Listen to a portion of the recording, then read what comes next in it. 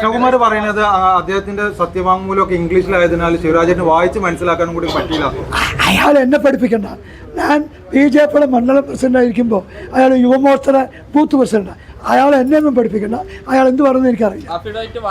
ഈ രഘുനാഥൊക്കെ പറഞ്ഞത് കൗൺസിലർമാർ കാര്യമായിട്ട് പ്രവർത്തിച്ചു. രഘുനാഥിന്റെ ബൂത്തിന്റെ കാര്യം നോക്കിയാൽ മതി. ഞങ്ങൾക്ക് ഞങ്ങളുടെ ബൂത്തില്, എൻ്റെ ബൂത്തിൽ 822 വോട്ട് പോൾ ചെയ്തപ്പോൾ 666 വോട്ട് എൻ്റെ പാർട്ടിക്കാണ്.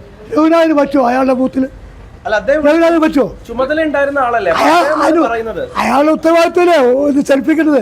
അയാൾക്ക് പറ്റിയില്ലെങ്കിൽ അയാൾ സാധനം രാജിവെക്കണം. അതല്ലേ രഘുനാഥ് കൗൺസിലർമാരെ ചീത്ത പോലെയാണ്.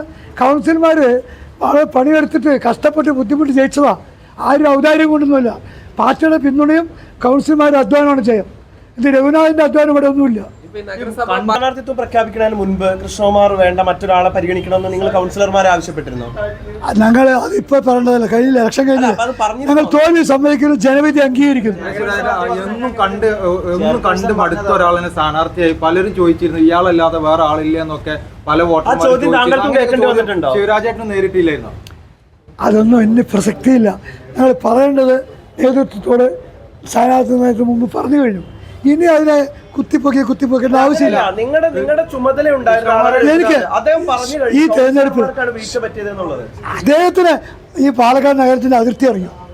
ഈ രഘുനാഥ് പറഞ്ഞ ആൾ 6 മാസം ഇവിടെ താമസിക്കുന്നുണ്ട്, 1 കൊല്ലമായിട്ട്. അയാൾക്ക് പാലക്കാട് നഗരത്തോട് 4 അതിർത്തികൾ അറിയും. പാലക്കാട് നഗരത്തെ പ്രവർത്തകരെ അറിയും.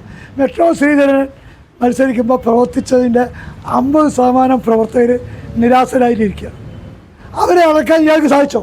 കൃഷ്ണകുമാർ പറയുന്നത് ശിവരാജേട്ടനാണ് കൃഷ്ണകുമാറിനേക്കാൾ കൂടുതൽ തവണ മത്സരിച്ചത്. 50 തവണ കൃഷ്ണകുമാറിന്റെ ഞാൻ ജയിച്ചിട്ടുണ്ട്. ഞാൻ 7 തവണ മത്സരിച്ചിട്ട് 7 തവണയും ഞാൻ ജനങ്ങളുടെ പിന്തുണ മുസ്ലിം സഹോദരന്മാരടക്കം എനിക്ക് വോട്ട് ചെയ്ത് ജയിപ്പിച്ചിട്ടുണ്ട്. ഇപ്പോഴും അവരായിട്ട് ഞാൻ ബന്ധം വളരെ ഹൃദയബന്ധം. പ്രവർത്തിക്കാൻ വേണ്ടി ഇറങ്ങിയിട്ടില്ലേ? അവര് ഓഫീസിലിരിക്കുകയായിരുന്നു. ഞാൻ എന്ത് ചെയ്തു? ഞാൻ ഓഫീസിൽ പോകാറില്ല. ഇലക്ഷൻ സമയത്ത് ഓഫീസിൽ ഇരിക്കേണ്ടതല്ല ഉത്തരവാദിത്വം.